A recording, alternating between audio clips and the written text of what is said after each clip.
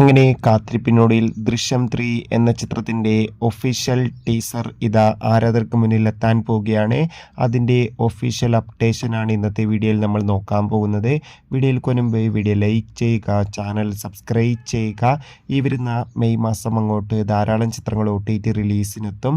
നമ്മുടെ ചാനൽ ഭാഗം പരിശോധിച്ചാൽ നിങ്ങൾക്ക് ആ വീഡിയോയ്ക്ക് കാണാം. അതൊക്കെ ഒന്ന് കാണാൻ വേണ്ടി ശ്രമിക്കുക.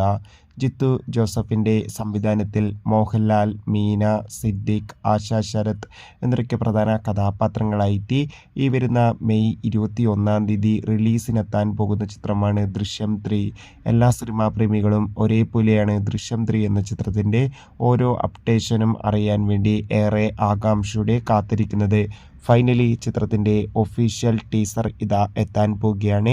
ചിത്രത്തിൻ്റെ ഒഫീഷ്യൽ ടീസർ ഇന്ന് വൈകുന്നേരം 5 മണിക്കായിരിക്കും റിലീസിനെത്തുക.